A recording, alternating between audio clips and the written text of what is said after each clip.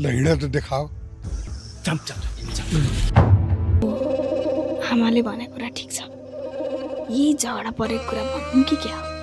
साथीहरू, हजुरहरूलाई जुठी सिरियल मन पर्छ भने हाम्रो च्यानललाई सब्स्क्राइब गरेर हाम्रो च्यानलमा जोडिनु होला।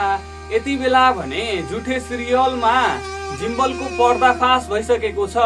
साथीहरू, जिम्बलले धर्मेलाई मार्न खोजेको कुरा यति बेला जुनेली र मनमायाले चाहिँ सबैलाई भनेका छन् भने अहिले चाहिँ साथीहरू जिम्बलको पर्दाफास भइसकेको छ।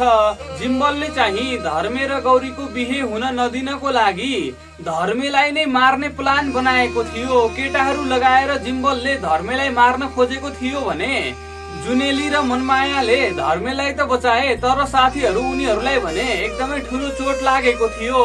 जिम्बलले चाहिँ धर्मे र गौरीको बिहे भयो भने समाज भाँडिन्छ, समाज बिग्रिन्छ भनेर यति बेला चाहिँ धर्मे र गौरीको बिहे हुन नदिनको लागि धर्मेलाई धेरै पटक सम्झाएको थियो।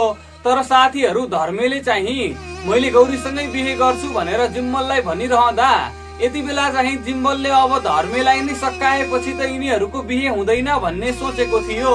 त्यसपछि जिम्बलले चाहिँ धर्मेलाई मार्नको लागि केटाहरू लगाएको थियो भने जुनेली र मनमायाले चाहिँ धर्मेलाई बचाउन सफल भएका थिए। यता साथीहरू, धर्मेले भने अरूको अगाडि मैले गौरीसँग बिहे गर्छु भनिरहेको छ भने धर्मेले चाहिँ गौरीसँग बिहे गर्ने सोच बनाएको छैन। धर्मेले त गौरीको पेटमा भएको बच्चा फाल्नको लागि कुवामा औषधि मिसाएर खुवाइरहेको छ। यति बेला भने धर्मेले औषधि हालेको पुवा गौरीलाई खुवाउन सफल भइसकेको छ भने अझै त्यस्तै दिन प्रतिदिन पुवा खुवाइराख्यो भने चाहिँ गौरीको पेटमा भएको बच्चा फालिनेछ। त्यसैले गर्दा यति बेला भने धर्मेको पनि पर्दाफास हुन पर्छ भन्ने मलाई लाग्छ। धर्मेको सबै करतुतहरू थाहा पाइसकेपछि भने धर्मेलाई रोक्नु पर्छ र धर्मेले जसरी भए पनि गौरीलाई स्वीकार्नु पर्छ भन्ने मलाई लाग्छ। साथीहरू, धर्मे र गौरीको त्यसै गरी जुठे र जुनेलीको बिहे हुनुपर्छ भन्ने हजुरहरू कोले चाहनुहुन्छ तल कमेन्ट बक्समा कमेन्ट गरिदिनु होला। त्यसै गरी हाम्रो च्यानलमा नयाँ हुनुहुन्छ भने च्यानललाई सब्स्क्राइब गरेर सँगै रहेको नोटिफिकेसन बेल आइकनलाई अलमा गरिदिनु होला।